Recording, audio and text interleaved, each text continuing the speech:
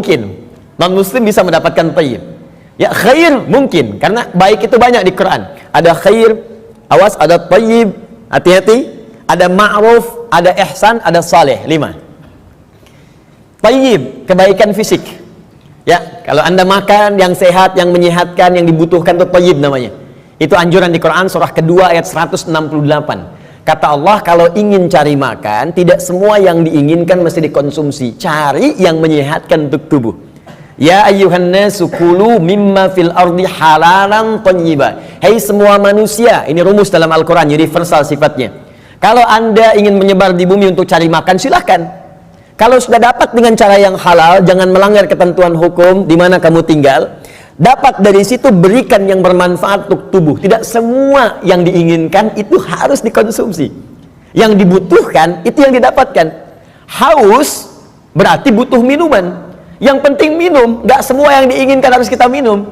Alhamdulillah ada air bening, minum ya minum. Jangan menyulitkan diri sendiri pesan sesuatu yang tidak ada. Akhirnya membuang banyak tenaga dan waktu, dan membuang peluang amal baik yang mungkin kita kerjakan seketika. Sudah ada air bening, pengen jusnya, wah Masya Allah buah naga yang dari Hongkong misalnya. nyari nggak ketemu, muter-muter sampai sore, jam 5 baru dapat. Dari siang sampai jam 5 itu mungkin bisa dipakai apa gitu, bisa tilawah, bisa baca, bisa berkreasi, macam-macam. Baik, itu thayyib. Karena itu kalau Anda bertanya pada orang Arab, kaif haluk ya akhi, apa kabar? Dia katakan alhamdulillah ana thayyib, artinya dia sehat, kuat. Yang kedua, ada khair, itu sifat baik, sifatnya. Ya, jadi kadang-kadang kan ada yang fisiknya sehat tapi kan pikirannya nggak bagus. Ya, tampilan bagus, pakai jas, pakai dasi, luar biasa gitu kan, tapi pencuri juga. Ya, penipu juga gitu. Nah, kalau kita ingin rubah menjadi baik sifatnya, maka rubah kalimatnya menjadi khair. Ya, karena ada Bang Thayyib 2 kali puasa, 2 kali lebaran nggak pulang-pulang, padahal dia sehat kan. Baik. Nah, kalau kita ingin rubah pada sifat, jadikan khair. Quran surah 3 ayat 110. Kuntum khaira ummah. Orang Islam itu pasti sifatnya baik. Kata Allah, kalian umat terbaik. Sifatnya jujur, sabar, tawadu. Jadi kalau ada orang itu jujur, orang Islam tuh mesti lebih jujur. Kalau ada orang sabar, orang Islam lebih sabar. Kalau ada orang tawadu, rendah hati, yang muslim itu pasti lebih rendah hati. Cukuplah keislaman kita menjadikan kita baik, punya sifat baik. Ini aneh sebetulnya kalau ada orang Islam nggak baik, tuh aneh. Karena semua ajaran di Quran membimbing kita jadi baik, Pak, Bu. Jadi kalau semuka bumi se-Indonesia aja lah muslim, sudahlah, pasti baik. Jadi kalau ada orang Islam berbuat yang tidak baik, pasti ada yang tidak tepat dengan pelajaran keislamannya. Mustahil itu. Ya, mustahil ada orang Islam melakukan bom, ya misalnya ya, di tempat-tempat yang tidak dibenarkan. Bom bunuh diri, bom ini, bom itu, tembak orang, bunuh orang, tusuk orang, mustahil. Ya, Quran sih mengatakan orang yang sengaja merencanakan pembunuhan, apalagi kemudian menyebabkan satu orang beriman meninggal, itu sama dengan pesan kapling di neraka jahanam. Buka Quran surah keempat An-Nisa ayat 92 sampai 93. Wa may yaqtul mu'minan muta'ammida fajaza'uhu jahannam. Maka siapapun yang merencanakan pembunuhan, apalagi pada satu orang korbannya orang beriman, maka balasan yang setimpal untuknya neraka jahanam kalau tidak dia bertobat. Ya, wa ghadiballahu alaihi, Allah murka kepadanya, wa la'anahu, melaknatnya, wa a'adda lahu azaban azima, dan dijanjikan di neraka azab yang berlipat lebih daripada orang biasanya, neraka jahanam lagi. Pertanyaan saya, orang beriman mana yang cita-citanya pengen masuk neraka jahanam? Tunjukkan pada saya. Mustahil. Dan bagaimana bisa bertobat kalau saat meledakkan diri itu dia meninggal? Bagaimana bisa tobat? Makanya hati-hati kalau ada ajakan-ajakan tuh lukai orang, tembak orang, bom orang. Saya sering kali sampaikan, dulu pertama bom kejadian, mudah-mudahan tidak pernah terjadi lagi di bumi kita Indonesia ini, insya Allah, ya, Jalan Tamrin tuh meledak. Saya di Lampung tuh, orang polos sekali bertanya, Ustaz, apakah bom di Jalan Tamrin termasuk jihad? Fisabilillah. Saya bilang, Pak, sependek pengetahuan saya, jihad fisabilillah itu jihad di jalan Allah, bukan di Jalan Tamrin. Hati-hati lah. Ya. Kita balikan. Jadi satu itu iman, ya. Nah, kaidahnya adalah kemudian kembalikan thayyib, khair. Khair itu baru sifat, jujur itu sifat. Kalau sifat kemudian diaktualisasikan dalam bentuk sikap, maka berubah dari khair jadi ma'ruf namanya. Ma'ruf. Jujur itu sifat, disogok tidak menerima, sikap namanya. Jelas? Jujur itu sifat, diajak korupsi menolak, sikap namanya. Sifatnya khair, sikapnya ma'ruf namanya. Jelas, karena itu khair dengan ma'ruf seringkali disandingkan dalam Al-Quran. Quran surah ketiga, Ali Imran ayat 104.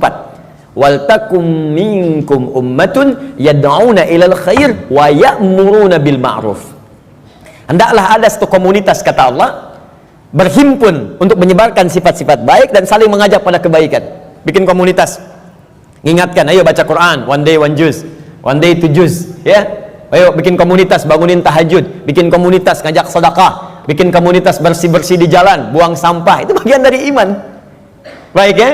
Kemudian Bapak Ibu, tapi ingat, untuk ma'ruf ini berbuat baik bukan hanya melekat pada orang Islam saja. Non muslim pun banyak yang baik. Silahkan cek, ada non muslim yang suka nyumbang, ya, bantu bangun jalan, bantu fasilitas, ada fasilitas umum, bantu orang-orang lepas dari kemiskinan, bantu orang-orang kasih obat, ada, baru sampai ma'ruf. Karena itu disebutkan yang keempat, awas, ada sifat kebaikan khusus yang semua kebaikan itu diniatkan hanya karena Allah.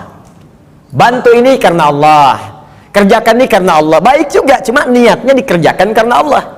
Pahlawan kita berjuang, Pangeran Diponegoro sampai terakhir Kahar Mudzakkir, ya, yang kemudian diberikan gelar pahlawan. Apa niat sesungguhnya? Kalau Anda buka Riyadhus Shalihin karangan Al-Imam An-Nawawi, ada 1896 hadis di kitab Babul Ikhlas bagian pertama, maka akar pertama kali untuk meniatkan mereka berjuang, pertamanya bukan untuk mendapatkan urusan dunia, tapi litakuna kalimatullahi al-ulya. Man qatala litakuna kalimatullahi al-ulya fahuwa fi sabilillah. Niatnya khusus untuk berjihad di jalan Allah Subhanahu wa taala. Berjuang karena Allah, karena Allah, karena Allah. Bantu orang di kemiskinan karena Allah. Bukan karena pekerjaannya, tapi kebaikan itu dikerjakan karena Allah dan merasa diawasi oleh Allah Subhanahu wa taala. Maka yang keempat disebut ihsan namanya. Ihsan. Di hadis Muslim nomor hadis yang ke-8, an ta'budallaha ka'annaka tara fa illam takun tarahu fa innahu yara.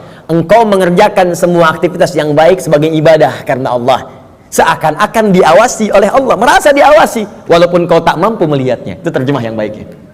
Merasa bekerja karena Allah, makan karena Allah, minum karena Allah, berbuat baik karena Allah, ihsan namanya. Orangnya disebut muhsin. Kalau empat ini dikumpulkan, badan sehat, sifat baik, sikap mulia, dikerjakan karena Allah, thayyib, khair, ma'ruf, ihsan. Empat ini kalau digabungkan menjadi sholih namanya. Sholih. Maka setiap orang tua meminta kepada Allah supaya anaknya jadi saleh. Ibu bermohon, ya Allah, jadikan saya anak soleh. Kata bapaknya, namanya kan Hasan. Bukan pak, sifatnya saleh. Semua orang tua, saya belum pernah dengar ada orang tua minta, ya Allah jadikan saya anak yang thayyib, khair. Tidak, saleh, sudah fitrah. Dan itu sudah dimohonkan sejak anak dalam kandungan, kata Allah. Sudah fitrah.